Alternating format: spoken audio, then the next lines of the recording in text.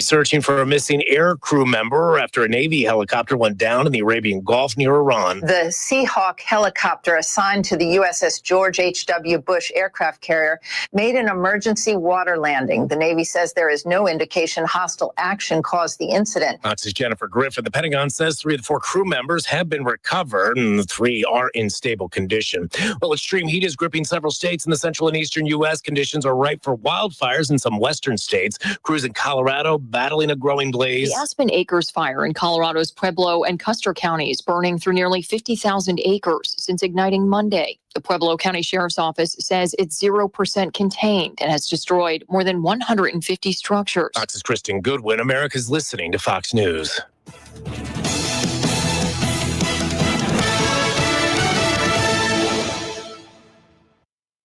Lunchtime just got an upgrade. Stop by McAdoo's for our $8.95 weekday special and grab a legendary sandwich at an unbeatable price. Choose from your favorite classics to Coney Island, Betty Bob, Ragtime, or Stogie. Classic sandwiches packed with savory meats and flavors in between fresh bread. Make it a meal by pairing your sandwich with a sidekick, a warm cup of soup, or crispy chips. Great food, cozy vibes, and the best deal in town. It's time to share it and fun. Just to be there, the only one. Just to be there at McAdoo's. We'll see you at the Do's. Come celebrate America's 250th with the Howlers at City Stadium Saturday, July 4th, presented by Drain Rangers. Enter the park and get your free patriotic rally towel. Root on the Howlers for a 6:30 p.m. first pitch, and then stay for the only fireworks show in Lynchburg following the game. America's pastime on America's 250th. Tickets are going fast, so get yours now at hchowlers.com and howl out loud. Hi, I'm Kevin Love. People see the NBA career, the championship ring, but what they don't always see is the anxiety or the moments I felt completely lost. That's why Sony Pictures Animation's film GOAT means so much to me. It's about Will Harris, a small goat who believes in himself and proves you don't have to be the biggest to be a champion. Everyone's always told me smalls can't ball. I'm too blessed to be stressed. Everything I need to succeed is right here. Through the Kevin Love Fund, we've created GOAT Beyond the Game, a completely free curriculum for teachers, coaches, parents, and youth programs. 4 lessons designed for kids K through 8 that cover everything from managing anger to building resilience to believing in yourself when the world doubts you. These are evidence-based tools that actually work and will help kids discover that they have the power to change the game. Go to kevinlovefund.org right now and download GOAT Beyond the Game for free.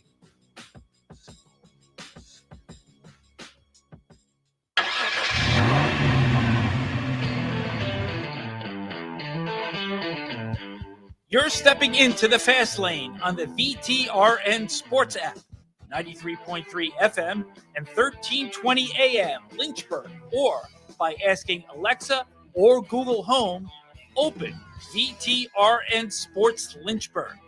Now, take the fast lane through the topics that matter across the Commonwealth. This is the Fast Lane with Ed Lane. It's Friday. No, it's not. It's Thursday, but it's our Friday because we were off tomorrow. No show tomorrow.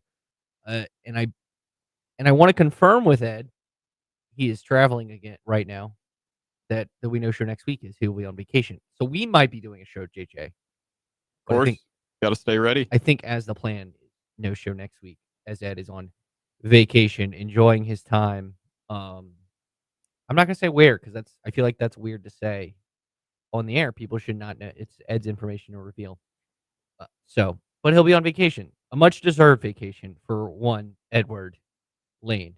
Anyways, I have waited. I mean, unfortunately, a rare time when a news breaks after our show, but I've waited about 23 hours for this. And we're gonna kick it off with our fast 5 at 5-ish, and I might, this is JJ's real first chance. He's gonna do the Kobe ISO here. But let's get to it with the fast 5 at 5-ish, breaking down the latest news. It's time for Fast 5 at 5-ish. 5-ish minutes on 5 relevant topics done around 5 p.m.-ish. Because our counting skills are kinda ish. Let's start with number 5. About 23 hours ago, I was in the other room. I heard a loud, "What?" Checked my phone, and Sham Sharani of ESPN reported the Boston Celtics have agreed to trade Jaylen Brown to the Philadelphia 76ers for Paul George, 2 first-round picks, and 2 second-round picks. Sources tell ESPN. As some of you may know,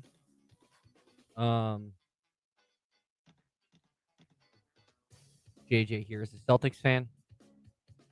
JJ has tweeted, like, if you check at JJ Hendrickson, he didn't use Twitter before he got this job, at JJ Hendrickson 27. He had like retweets of the Boston Celtics in 2017. He had some retweets of Ed. He had the intern, but his first true tweet outside of the show, was the show lineup for today, was this. So JJ, I'm gonna let you go ISO here, ISO, and cook. Yeah. So the trade was Jaylen Brown for Paul George, 2 firsts and 2 seconds, right? And the report came out that the initial offer the Celtics were looking for was for 5 first-round picks, DJ Edgecombe, and Paul George. So my response was, in what world do you end up accepting the final offer that they took from Philadelphia when that was your starting point? Like, that is miles away from the initial offer the Celtics made to Philadelphia, but they still made a choice to accept it. Like, let's keep in mind, according to Shams and everything, Jaylen Brown had never officially requested a trade from the Celtics. This is not a trade that necessarily had to happen right now. I do think it was time for it to happen, but this is not the offer you ever take in this scenario. I really don't understand it barely at all. I mean, just hilarious. Absolutely. Like, I laughed at his reaction. I laughed at his tweet. As mentioned, Jaylen Brown, who did issue a statement today about leaving Boston. He said, I don't have it pulled up, but he did issue a statement. I mean, honestly, this was just a panic move by the Boston Celtics. They get a 2028 first-round pick that can convert from a first to a swap that is more favorable to Boston, whatever that means. A 2031 unprotected first, a 2028 second-round pick more favorable of Golden State, Oklahoma City, and Milwaukee, and a 2030 favorable second, most favorable of Washington, Portland, and Phoenix. I don't know. I mean, that's kind of insane, all those terms. Good luck following that. Shout out to Tankathon for doing that for us.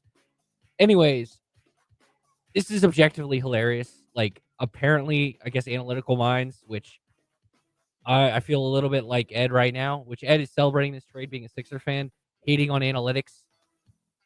Like, Jaylen Brown was I mean, if you want to go by MVP voting, he was the 6th best player in the NBA this year. Now, he's not the 6th best basketball player in the world. Not even he's the probably, best player on the Celtics. Yeah, he was the 10th to 15th best player, but you had reporting from Brian Windhorst who's saying the Celtics thought Derek White had a better season than Jaylen Brown.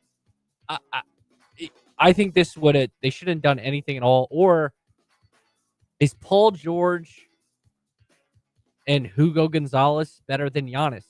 Because that's kind of what they did. Because they could have gotten Jaylen Brown and throw in a Hugo Gonzalez or a Baylor Shireman into a trade to get Giannis, or they could have done this. And I don't think this is favorable. By the way, Paul George, side note, we're taking a detour. Time to take a detour in the fast lane. The greatest team ever assembled could be players that were traded for Paul George, which objectively would be objectively would be hilarious. So just simple, if you want to go by the trades and then not how the picks conveyed, you get Shea, Jaylen Brown, Domantas Sabonis, Victor Oladipo, which before his injuries he was really good, and Danilo Gallinari, plus 7 first-round picks and 4 pick swaps. Has Paul George accumulated the most value for one player in He NBA probably history? did. I think we're at a point where that's a fact now. I mean, so like I want to pull up. Oh, and if you want to go by picks conveyed, you can replace Oladipo for Jalen Williams, J-Dub.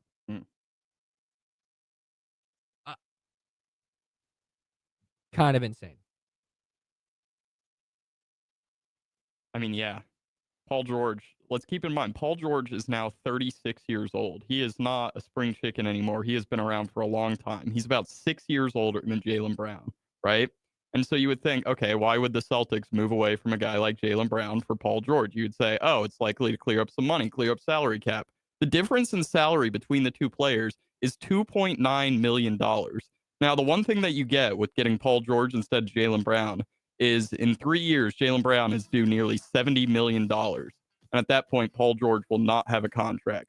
So Brad Stevens, the Celtics general manager, is a man that I trusted, past tense, just about more than any other general manager in all of sports. Sam Presti, I thought was the only GM better than him. But now I have no idea what Brad has cooking. You would think this is the first move of a couple or something. I think he's either going to try and flip Paul George for someone. He has until July 6th to do so. I think that's the less likely of the scenarios. What it looks like they're gearing up for is the summer of 2027, when they're going to have Paul George on a $57 million expiring contract. You attach assets to that, you could flip it with a sign and trade for another big player, maybe Nikola Jokic. He's going to have 1 year left at that point, be kind of unsettled.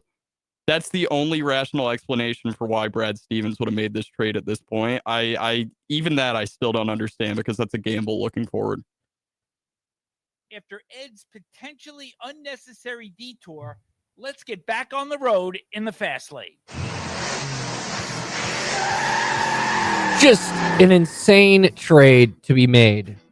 All the while, insane things were happening in the World Cup. Number 4. So we mentioned it. We reacted live at the end. And I guess his bet cash. Shout out to John Manson, because it ended in extra time. But Belgium off a penalty in the 120th minute. Literally the last moment of the game. By Telemans. Yuri Tielemans. What he said. They win 3-2. They make the comeback.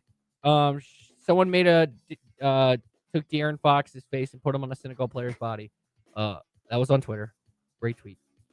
3-2 your score. And reminder, action from yesterday, England to Dominican Republic. I always see DR and I'm thinking the Democratic Republic of Congo. Of the Congo. Dr. Congo. Won. Spain did get a 3-0 win on today over Austria. Portugal, Croatia will be the next matchup starting at 7. But as for the most important game yesterday, as I mess up the buttons. Number 3. God bless America. They win 2-0, despite the fact that the goal scorer in the 45th minute, Balogun, gets hit with a red card in the 64th minute for and if you've seen the video on Twitter, you know, a somewhat controversial red card, to say the least. U.S. played with 10 men from the 64th minute on. Malik Tillman with a golazo, maybe the goal of the tournament. Beautiful free kick. It's going to be in the conversation for the goal of the tournament. Malik Tillman gets the 2-0 win.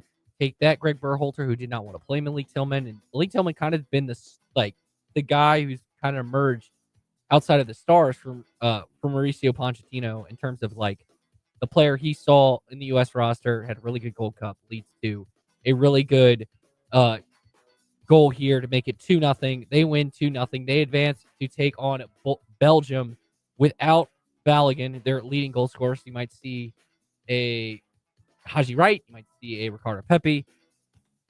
This was a really, really fun game yesterday. One of the better American performances, especially when they had to face with 10 men and to get another goal. And it was in front of a lot of eyeballs. 24.43 million viewers, peaked at 31.88 million viewers in the 9:45, 10 p.m. window. Most watched soccer telecast in English language history. JJ, on the field, they faced a major setback. They're going to be without their star striker, who really could have had like a hat trick or a brace in that game. But big loss there. But I think they're still very capable of beating Belgium. Absolutely. I mean, you don't think so. You want American. I would lean Belgium still in the next game, just because I think they have the know who's favored? Who is favored? The American. Now, is that because the U.S. fans are betting a bunch on the the team. No, and the initial line. the was initial Amer- line was favored the Americans. Favored Wow. the Americans. Now, it was a great performance against Bosnia yesterday, 2-0. There's not really a bad thing you can Now say it's about US it. plus 160, so it's like plus 164. They're all plus. Right. I got you. A little bit of a controversial opinion. I wasn't that mad at the red card. I understood it. I saw where the referee was coming from. As soon as they But it went to wasn't the VAR. referee. It was the. But he looked at it in VAR, and Yeah. and I mean, it was intent isn't necessarily the most important thing for a red slow card. motion made it look worse. At the end of the day, it was a dangerous play, and I know he didn't break his ankle, but it's possible that he could have. Where it's really going to come back to kill him, as you mentioned, is the suspension against the Belgium game, a game that I genuinely believe is now the most important game in American men's soccer history. Playing in Seattle, the environment is going to be unbelievable, maybe something unlike these players have ever seen before, other than their group stage match against Australia there.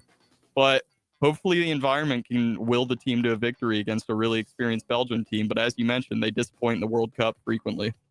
And by the way, for everyone who's watching this game as a first-time soccer fan and then watching them celebrate by singing Country Roads, remember, that song is not about West Virginia. About Western Virginia. About Western Virginia. Please get a map. Okay?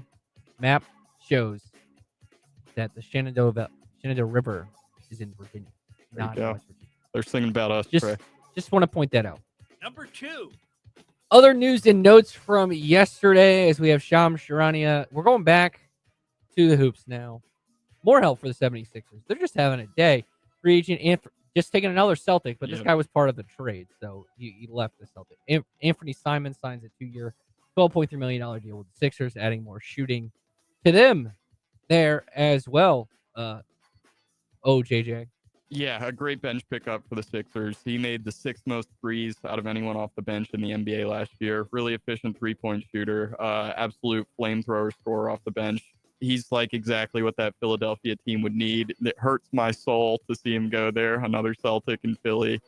But this Philly team is looking awfully dangerous, Trey. It makes me nervous going forward. And rumor has it they're kind of making a little bit of a push for LeBron. So that's something to just keep an eye on. I would be We shocked. got to take another detour because this. I hope Ed's listening right now, Ed. I hope you're listening. Before we get to the final one, Time to take a detour in the fast lane. Ed has probably been very hard on LeBron James. I mean, he makes the jokes. He has the Not 1, not 2, not 3, not 4, not 5. he has that on there. Make fun of LeBron. He doesn't think LeBron's the GOAT, which JJ unfortunately is on the wrong side of that as well. Yeah, of course. Wrong side. Right side. No, wrong. But for having, it's kind of like, I think it'd be hilarious that Ed Lane has to root for LeBron James next season if he is a Philadelphia 76er. Kind of like how I wanted my cousin who's a Bulls fan to have to root for LeBron James. He's a Giants fan, and like having them sign Russell Wilson brought me great joy of him having to root for Russell Wilson. I don't hate Russ, but it's just funny. Those moments are funny. Yeah, of course. After Ed's potentially unnecessary detour, let's get back on the road in the fast lane. Number 1. And finally, some IndyCar news. We rarely talk about IndyCar news, I'm going to re-hit that. Number 1. Rarely talk about IndyCar news, but this is so big that I figured I would let the audience know. Scott Dixon has recently informed Chip Ganassi Racing that he is set to leave Chip Ganassi Racing after this season and will not be returning for 2027. He spent 24 seasons together. He has won 6 championships. He is arguably the greatest of all time when it comes to IndyCar, and he's done it all at Chip Ganassi Racing. This is like Tom Brady leaving the Patriots, like that level of it. He has won the 24 Hours of Daytona. He's won the Indy 500. He is a 1, 2, 3, 4, 5. Yes, 6. I remember that. 6-time Indy. So he's competed in the 24 Hours of Le Mans. So he is 58-time race winner in the IndyCar. He's one of the greatest ever. He's rumored to head to McLaren, but rarely get IndyCar news on the fast lane. But I figure that's just so big and that it crosses over. And Scott Dixon heading out at Chip Ganassi Racing. When we head back here, some more thoughts on NASCAR. We'll maybe make a pick for the race. We'll have Tanner Marlar around 5:40 in about 20 minutes from now. We're going to talk about the long sustained impact of U.S. soccer. We mentioned the number here. I think we're going to look big picture. JJ played I did play soccer Played soccer at Jefferson Forest, if I'm not mistaken, right? for the middle school. For the middle school. Yeah. Okay, he didn't play high school soccer, No. but he did play soccer. So a little bit. So we'll talk about that and much more. You're listening to The Fast Lane on VTRN Sports. Slow IT support, high costs, or paying for services you just don't use? It's time for a change. Hi, I'm Colt with We Fix Stupid Computers. We provide reliable on-site and remote support tailored for businesses just like yours. And we go beyond just fixing problems. We empower your staff with real tech knowledge so they can work smarter every day. From repairs to training to full IT support, we save you time, stress, and money. Call We Fix Stupid Computers, 434-525-8590, where smart support meets real savings. Spring means green lawns, open windows, and afternoons spent outdoors. At Brownstone Properties, you'll find homes with private yards, with locations near scenic walking trails, or beautiful local parks, perfect for family picnics or peaceful strolls. This season, find your place to grow. Start today at brownstoneproperties.com or call 434-385-1025. Brownstone Properties, where home is at the heart of everything we do. Hill City, the Howlers are ready to celebrate America's 250th at City Stadium. Friday the 3rd, a patriotic cap giveaway presented by Foster Fuels. On Saturday the 4th, celebrate America's 250th with a patriotic rally towel and the only fireworks show in Lynchburg postgame presented by Drain Rangers. And Sunday, a kids' ice cream jersey giveaway before the 2 p.m. start. Get your tickets now at hchowlers.com and howl out loud. Holes for Heroes is back at the 29th Annual Boonesboro Fire and Rescue Benefit Golf Tournament. Your support goes beyond teeing off Monday, July 20th at the Boonesboro Country Club. It's also sponsoring a hole or lunch, because however you support the event, you're actually helping with key services like continuing education and training, building maintenance, plus gear and equipment, including the new fire truck that's currently being built. Start your support now at BoonesboroFireRescue.org. That's BoonesboroFireRescue.org.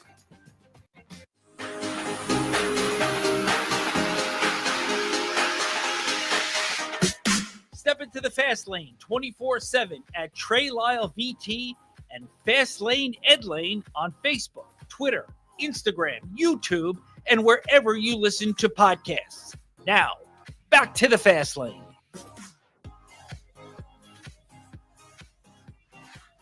.522 on this Thursday, July 2nd. Welcome back to the Fast Lane with Ed Lane, minus Ed Lane, because he's not here.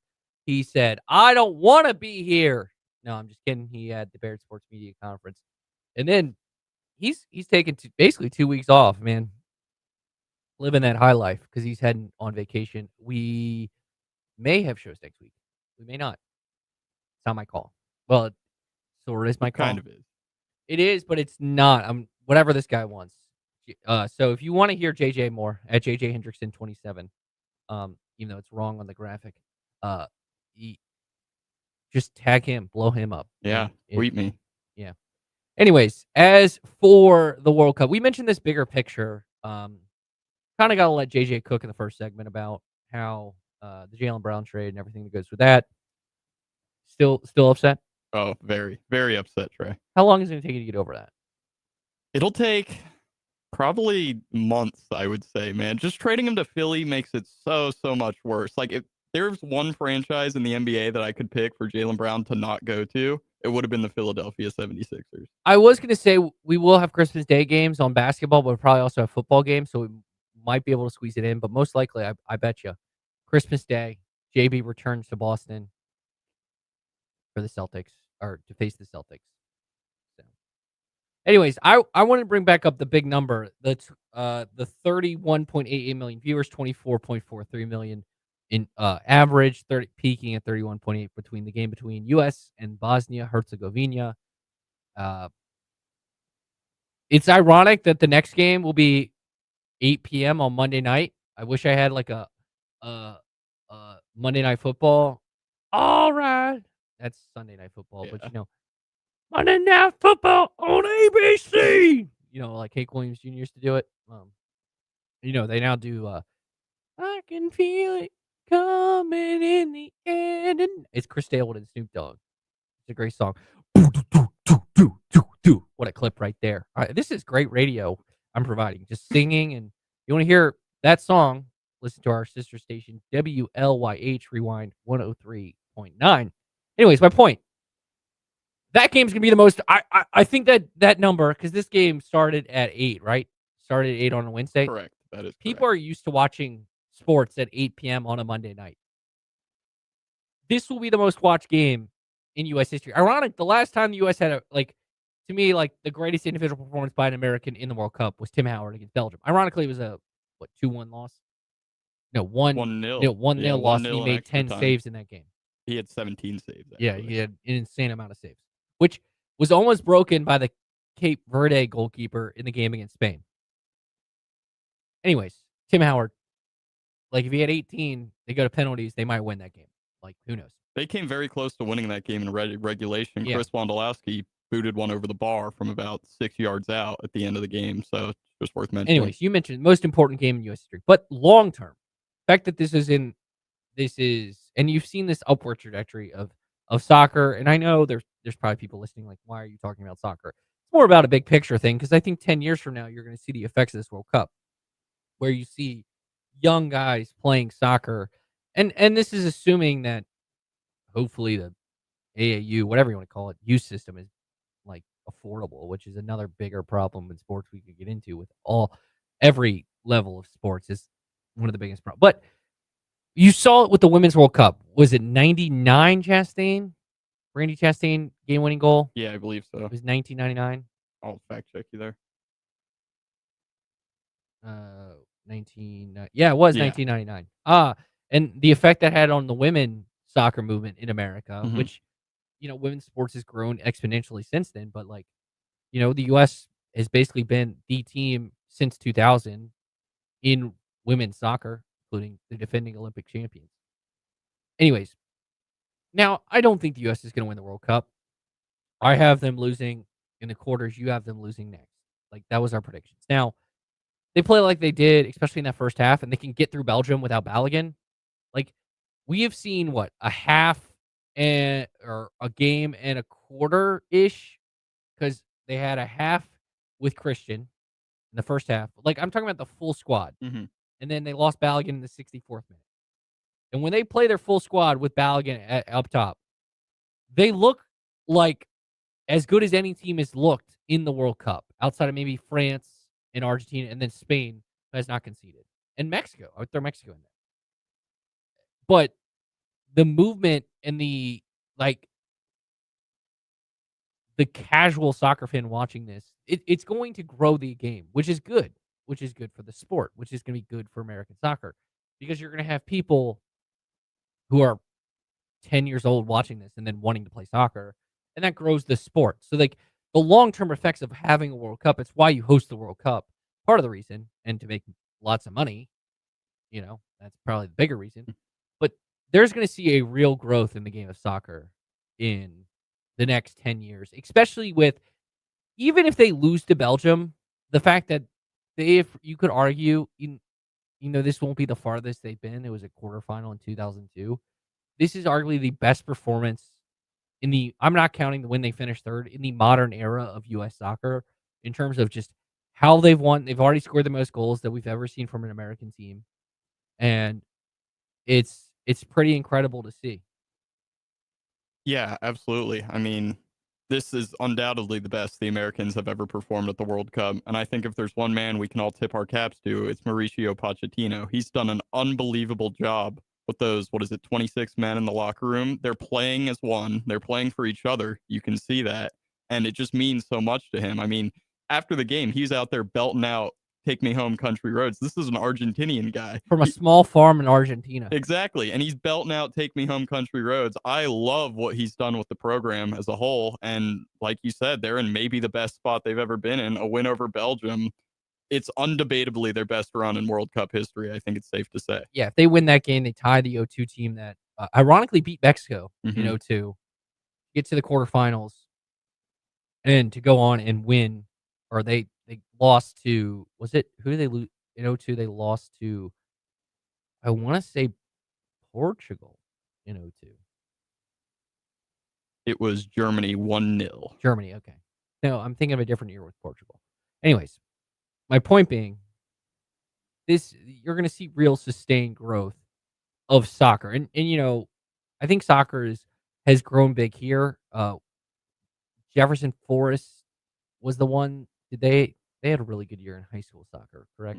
Yeah, they've always been a very good local program. I know EC Glass has also had some success, at least back. And I don't know how they're doing recently, but they have historically had a really good program as well.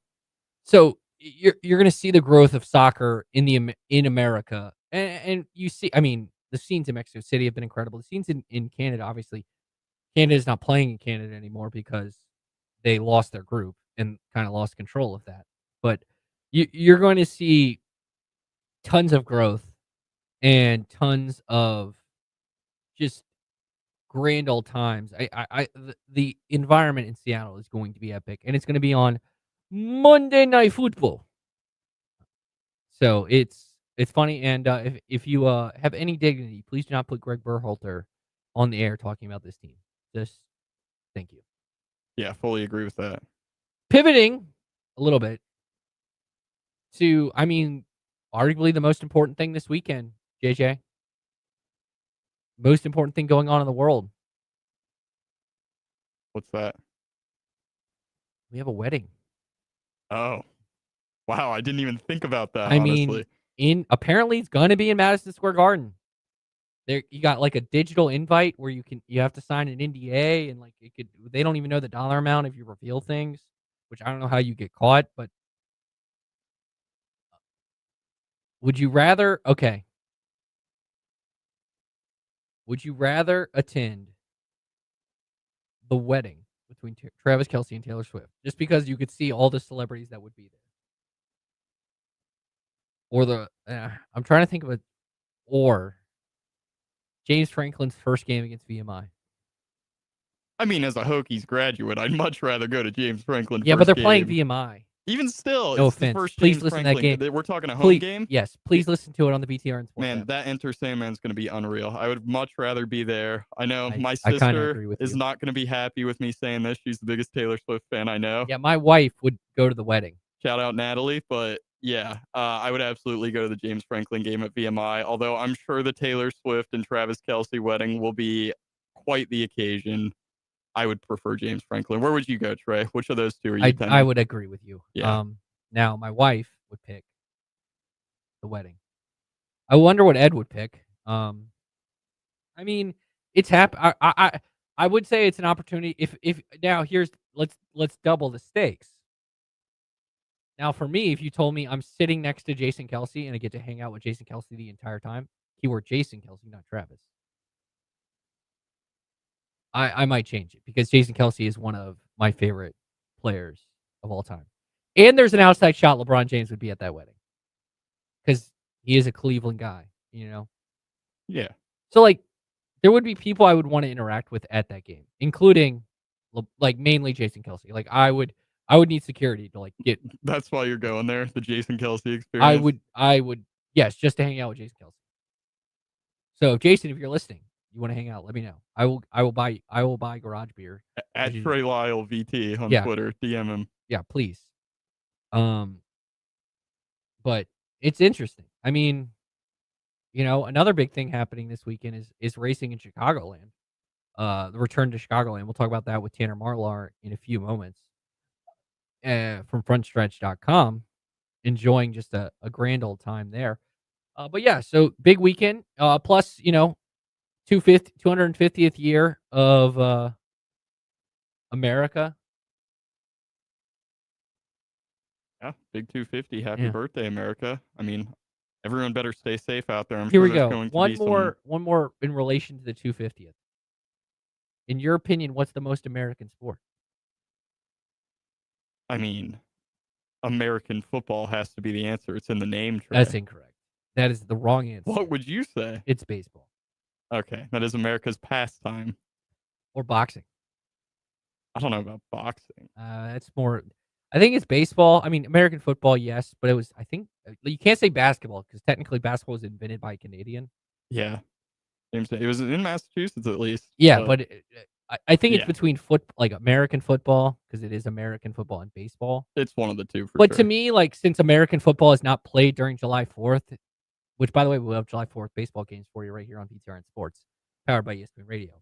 Like to me, nothing screams more American than a hot dog, if you're of age, a cold beer or a cold beverage, and like a baseball game. Which, if you want to go to a baseball game, check out InsaneRadioDeals.com. Get tickets to the His City Howlers. Shout out to Jason Pearl. But not, I think that's pretty, stock car racing's pretty American because that's an only American thing. Yeah. I would throw that in as well. But I think I would go with baseball. I like just something, it is Americans' pastime. And even though the most popular sport is, like, you have to think about it in terms of like the optimal viewing. You're watching in the cold in December versus like now or like late August with the beer. I get what you mean. So, anyways, when we come back, Tanner Marlar, frontstretch.com, joins us. NASCAR is returning to Chicagoland. His expectation for the weekend. Plus, are they catching up to SVG? We'll talk about that and much more with NASCAR and Tanner Marlar from frontstretch.com next on the Fast Lane. Pre-owned vehicle, but prior credit issues have you worried? See Magic City Chrysler Dodge Jeep Ram today. We can help. Bad credit, no credit, first-time buyer, or even if you just want to change what you're driving now, we're here to get you approved. See us now and start driving the new car or truck you deserve. When it comes to financing, go with Magic City Chrysler Dodge Jeep Ram. We're here to help. Magic City Chrysler Dodge Jeep Ram, 1750 Independence Boulevard in Bedford, MagicCityBedford.com. Hi, I'm Al Billingsley, a board member with CASA of Central Virginia. Children who've experienced abuse or neglect often enter foster care feeling scared, confused, and alone. That's where CASA volunteers step in. We stand behind these children to make sure that their voices are heard in court. CASA is looking for caring adults from our community to serve as volunteer advocates. And as a man, I can tell you we're especially in need more men to step up for these kids. If you're ready to make a difference, learn more at cvcasa.org. Big transitions feel like big hurdles. That's why Central Virginia Counseling has 2 dynamic 6-week summer groups for rising 6th and 9th graders packed with essential life skills. Each week targets a new skill for success, tools like organization, time management, task initiation, anxiety reduction techniques, and skills for making friends and communicating well. Through peer connection and expert guidance, students will gain tools to feel capable, connected, and ready for day one. Visit us on Timberlake Road or Wigington Road in Lynchburg or at centralvirginiacounseling.com to learn more. End zone, light them out, touchdown Liberty. The atmosphere at a game is amazing. It is like family. I've been a season ticket holder for 14 seasons. The atmosphere is electric. On the near sideline. It's an experience you look forward to every week. I like the pageantry, the band. The pride of knowing that this is our university. 2026 Flames football season tickets are on sale now. Get yours at lufootball.com. Edge of your seat drama, the thrilling pursuit of victories and championships. From the premier NASCAR series to local racing, visit frontstretch.com for your true inside access. We don't just report the news, we live it. From insightful articles and captivating podcast commentary, frontstretch.com opens the gates to the NASCAR pits, track, and corporate suite so you can get closer to the garage than ever before. Frontstretch.com, fast, fearless, focused on racing fans. Step into the Fast Lane 24/7 at Trey Lyle VT and Fast Lane Ed Lane on Facebook, Twitter, Instagram, YouTube, and wherever you listen to podcasts. Now, back to the Fast Lane.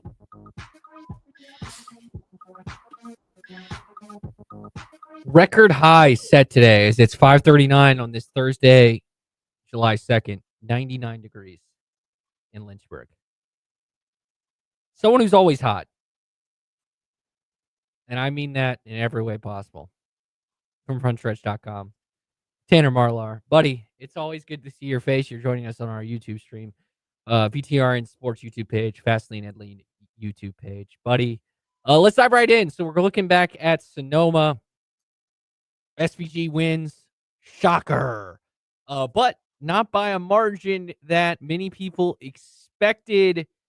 Is the field catching up to SVG, or is it just a case of maybe the Trackhouse cars aren't as good as the Toyotas? I'm going to lean towards the latter, Trey, because here's the thing. If you stuck SVG in a Toyota, what do you think the gap between him and the rest of the field would be? A lot. A lot, right? More than it was in that Trackhouse car. And I don't think the gap is as big as we're thinking. These are just drivers that are at the upper echelon and are so much on a lot closer to equal footing at Sonoma. Again, Sonoma's a track that a lot of these drivers have experience on. It's not like going to a Coronado or going to a Chicago street course where, that wild card factor and just pure experience on that type of course is going to play as big of a difference. These drivers know their way around Sonoma and knew their way around Sonoma. And I think that, coupled with the fact that he was in a Trackhouse ride, that's why you saw that distance and that gap kind of close last weekend. Looking at his performance, though, he is now second all time in road course wins, quickly approaching Jeff Gordon. When can we close the debate on him being the greatest road course racer of all time? I think before his NASCAR career is over, I would honestly say before next season is over. We're done, obviously, with road courses this year, but before next year, I think you can honestly, realistically have the conversation. As far as, what that looks like and what it would take, he's going to have to, again, sweep road courses. But I think if he can stay out of trouble, he can do that again next year. And then one more question about SVG as we're here with Tanner Marlar, frontstretch.com. He had a really good performance at Sonoma, jumps to 14th in the standings. He is above the cut line, not by maybe as much as he wanted. Obviously, unfortunately got the, we'll just say, got wrecked out at Coronado. What is his odds, even with the improved work at the ovals, that he will be able to kind of hold on over these last couple of weeks and actually make the chase? I think the odds are actually quite high. I truly do believe, actually, that we will see our first oval win from him this year. Later on this season, it may not be this weekend, obviously, but I think a mile and a half like Chicagoland, which I'll be excited to be there, it's realistic. But I think we'll see his first win on an oval before the year's over, and I think he does squeak into the chase. I think it'll be around that 14 spot, that 13 to 14 line, but I think he will and eventually be pretty comfortably above that cut line. Here with Tanner Marlar at Tanner_Marlar on the X Machine, whatever you want to call it. Good pal from frontstretch.com. Another thing for the in-season challenge is, in the rare instances, the 1 seed in the in-season challenge is completely defeated. Tyler Reddick goes down, and because of, again, not losing straight up to Alex Bowman, he has an issue early in the race, gets put 4 laps down, and not enough cautions to recover. Bowman advances. Is this a sign that, and granted, it's 2 years in, that there could be a flaw with the in-season challenge, just doing it in NASCAR, just because you want your bigger names to advance, and the guy who's having now he's second in points, but one of the better seasons is out because of happenstance. Now, I started my career in traditional stick and ball sports, okay? And I still love it. Don't get me wrong. There's a reason that the Hail State, baby. But there's a reason that this only works in stick and ball sports, okay? Racing, there's so much left to chance every single weekend. An in-season bracket like this, I never thought it was a great idea from the start. It's cool. It's gimmicky. It almost feels a little kitschy, but I don't think you're in a place, if you're NASCAR, where this is adding anything to your product. And I think you're at such a pivotal point here with the Cup Series in general. So many different broadcast partners, so many different things that you need to go right, that anything that takes away from the product or simply just doesn't add to the product, by that logic, then takes away from it. Here with Tanner Marlar talking about the in-season challenge. However, Denny Hamlin did get the win over Ty Dillon finally. He finally got over that schneid. Who are a couple people you're looking at now that we've gone through the first round of the bracket that you think are going to make some noise as we head to obviously more traditional tracks for the next couple weeks? Well, you actually mentioned him. Now that Denny Hamlin has defeated the golem that is Ty Dillon, I think the schedule plays right into his hands. You know, you look at Chicagoland this weekend, there's not just a whole lot of Cup guys that have experience winning there or have a lot of experience at Chicagoland, period. We haven't been there since 2019, obviously. So I realistically think Hamlin could be in a really good spot to take home this extra cash. We're returning to Chicagoland. You mentioned it. Your expectations for the race this weekend? So I'll be there in person, thankfully. I'm excited. I love this track. I love the area. I love everything about it. I do think, though, that it's going to be a tire muncher. It is going to chew through tires, left and right, like nobody's business. And I think for that reason, I like a lot of the more experienced drivers. I like the guys that are going to be able to save their tires. I like a Christopher Bell. I like a Denny Hamlin. Guys like that can, really maneuver their way through a set of tires and save some for the end. I think weather's going to play a factor. I've been trying to keep up with the weather a little bit, and knock on wood, I don't think we're going to have anything crazy, postponed or whatever. But I do foresee us having some fluctuating track temperature that's going to be a factor as we especially get into the Cup race. Here with Tanner Marlar, frontstretch.com, talking NASCAR. You mentioned Chicagoland. Is your expectation that this is a long-term play from NASCAR? Or, Jordan Bianchi reported they want to return to the Chicago Street Course. Or is this a one-and-done kind of idea just to maintain a presence in what is the third largest market in the United States? I feel as though if given the opportunity, NASCAR would go back to the street race because it's different and it's a chance for them to market to a different fan base. However, I personally don't see the Chicago street race sticking around all that much. I don't think the administration there in Chicago or the residents are entirely excited about it. I foresee us returning to Chicagoland in the near future to stay in that market. And if NASCAR wants to, and if the area wants to, pouring a little bit more funds into revamping that facility would be in their best interest, I feel like. I'm going to know this weekend, the second I step, kind of on the premises, if that's already been done, if they're already leaning that direction, judging by if there are any facility improvements or how the weekend is ran. You can usually get a sense of if this is a long-term thing, judging by how the event itself is ran. So I'm looking forward to that. I do hope we stay on the oval personally. I think Chicagoland is a very historic track. I think it has a lot of great memories.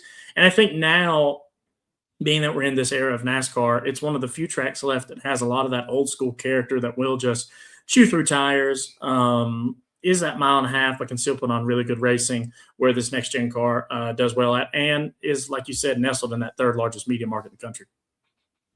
Here with Tanner Marlar, frontstretch.com.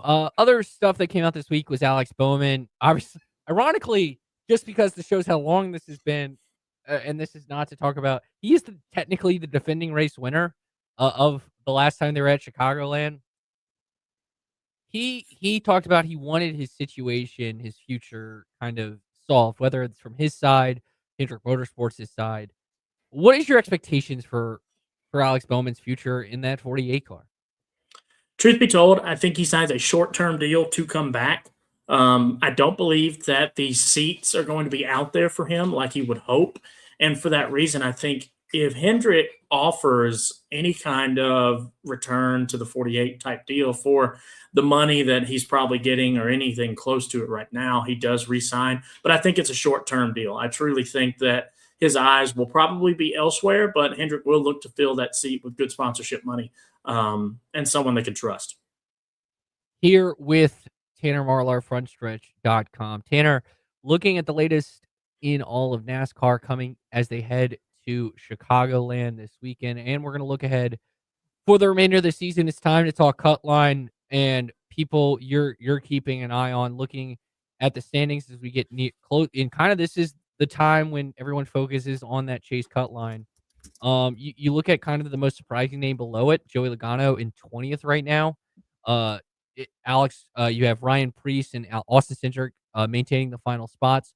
But I'm going to give you the 3 that are above the cut line, and I will give you the next 4 below it, and you tell me who is someone you're keeping your eye on in terms of this group. So you have SVG, Ryan Preece, Cindric above it. Then you have Jones, Brad Keselowski, AJ Allmendinger, and Joey Logano. That's your top 20 from 14th to 20th. Who's someone in that group that you're really keeping your eye on, whether that you think they'll be able to get into the chase or ultimately fall out of the chase?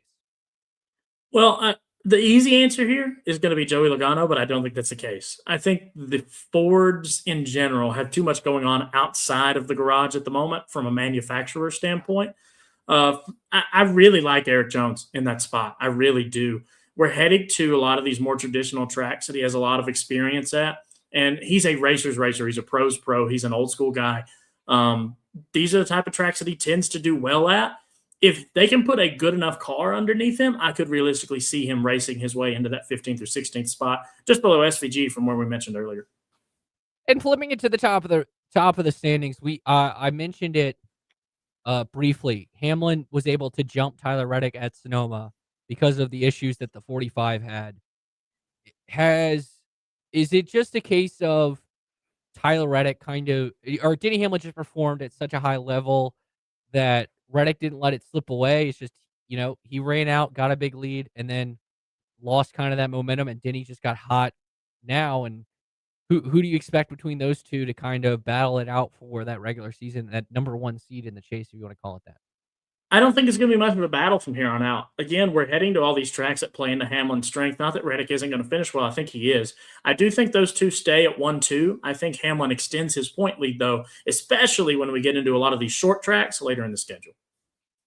You mentioned that short tracks later in the schedule coming up, especially is the return of North Wilkesboro as a cup race, amongst others. I want to mention the guy in third. You mentioned the lack of speed at Ford. 2 guys from Ford are really performing. They're the only 2 guys in the top 10. That's Chris Buescher at 7th, but Ryan Blaney sitting at 3rd. It feels like, once again, lying under the radar is good old Ryan Blaney having, you could argue, one of the most underrated seasons. The fact that he's dragging, and now you could argue Chevrolet because the new body has been slow, but Fords feel like they've been kind of the slowest car. He's kind of dragging a car way above its weight class at this point. I truly think at this point in time, he might be the most talented driver in the Cup Series as far as where his skill set has developed on these ovals, right? And it's a shame that gets drugged back by, let's be honest, what is at times poor car performance, and a lot more times poor pit crew performance. He has lost a lot of races on pit road this year thus far, especially earlier in the year. And I do think that you see Ryan Blaney inside that top 3 based on his skill set alone. If you put him in a Toyota, I think it's a 3-horse race at the top of the standings right now. And it may not be a case of, well, Danny can pull away here on these short tracks, because we've seen Blaney have skill there too. That's why I picked Ryan Blaney to win my in-season challenge. I just think he's so good at those type of tracks. Now, I had Bubba Wallace facing him in the final. That did not go out well because I guess Lewis Hamilton took this past weekend off in the 23 car. As we're here with Tanner Marlar. Looking at the Chevrolets, though, and their growth, it feels like over the last month, Chevrolet, and we can play into the SVG thing with Trackhouse underperforming, but even with Hendrick Motorsports underperforming, Chase Elliott, the only HMS driver to win this season. Where do you assess where Chevrolet is at this point with this new body in terms of building into the season? It does kind of feel a little bit like if HMS is going with the Jimmy Johnson kind of model, you would expect the HMS cars to really ramp it up starting probably this weekend at Chicagoland. You would. We blame the new body. I think at this point that would have been figured out if that were the case. I feel like the issue is not necessarily deeper, but you have to think we're getting a new Camaro here soon, a new production model of the Camaro that is yet again probably going to result in a radical redesign of the front fascia of these Cup Series cars. I'm not sure if Hendrick looks at this tenure of their cars as a stopgap necessarily, but I do think that this season they might have gotten caught looking ahead to that new model. And as a result of that, the on-track product has suffered. Now, as you said, if they try the Jimmy Johnson mentality of, well, we're just going to come on strong late, squeak some guys into the chase, and see what we can do at the reset, well, that's one thing. But we've got to get to the reset first before we can really start to assess that. As you said, Chase Elliott, the only one who's won thus far this year, and even that was a little earlier. I'll be intrigued to see if they do find some speed here later in the year. But I think more than anything, this is a case of a lot of Chevrolet looking forward to a new product that might be coming within the next year or two, and not necessarily forgetting, but foregoing to put a lot of stock into the body they've got because they know it's on borrowed time. Of the Chevrolet drivers, who are you most concerned about at this point in the season? You could look at William Byron. He's 12th in points, but it feels like he has not really contended for wins this season. You could go all the way down to Ross Chastain, who's 22nd in points. Maybe those are the top two that comes to mind just because of past success. Is who's in the Chevrolet body, at least, you thought has really underperformed this season? I think the easiest answer here and the correct one is Ross Chastain.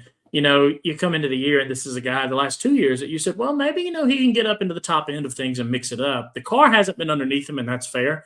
But he also hasn't looked like the same driver for a little bit of time now. And it makes you wonder if potentially later down the road a change in scenery is what's needed to kind of revive that kind of spirit. You get into these ruts a lot of times when you're a driver and you're consistently in a car that is just a few degrees behind where everybody else is, and you kind of resign yourself to that role. And I think that's a bit of what's happening to the Chastain crew, is they know that what they've got isn't up to par this season, so they kind of have resigned themselves to that role. And that's tough to see, but I think for that reason, you have to look at that Chastain group and say that change has to come in some form or another. Something's got to be shook up this offseason because you can't afford, with that level of sponsorship and that level of representation, to have back-to-back seasons of this quality. Lubbock resident Tanner Marlar, frontstretch.com. And why I say that is this will be my final question for you. You head over to Brendan Sorsby's bookie to make a bet for this race. Who you betting to win? One Dennis Hamlin. One Denny Hamlin. Just the type of track that I think he's going to do well at and has historically done well at. It could be a weird day. We'll see. But as one of the few elder statesmen, I could see also a Brad Keselowski having a good day. I don't know if I'd bet on him to win it, but I could see realistically a top 5 for him. I think this is going to be a day for the vets to shine, the groups that really know their way around this track still, and can really kind of get out and stretch their legs. Can you ask that judge who almost got Brendan Sorsby to play football this year that he can allow Flo Balogun to play soccer on Monday night? I'll see what I can do. I was watching that last night. That was an egregious red card, by the way. It was indeed. At Tanner_Marlar on Twitter. Make sure you follow him. He'll be having coverage all weekend long. Who's with you this weekend, by the way? Steven Stump also as well. So at Steven_Stump. Frontstretch.com. Check out their content. Go to the Front Stretch YouTube page for all their videos. Tanner, always fun, buddy. It's always good to see your face. Appreciate the time today, my man. Thank you, sir. Good to see you, Trey. That will do it for us. JJ, you made it through this week. Another week down for you. Yes, sir. Always.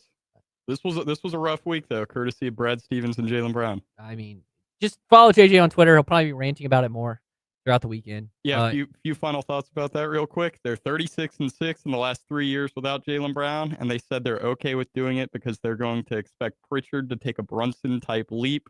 I don't know about that. That's called copium from JJ Hendrickson. No, I'm saying I'm not coping. That's what they're saying. And on top of that, they didn't get Giannis because they didn't want to give him a 3-year extension, only 2. Just mismanagement from the Celtics. But I'll let you wrap it up, Trey. All right, that will do it for us. Everyone enjoy your July 4th. We're off tomorrow. We're off Monday. We may be off Monday. It's JJ's call. Find out. Make sure you follow JJ on Twitter at JJ Hendrickson27. See if we have a show Monday. Find out then. Bye, everybody.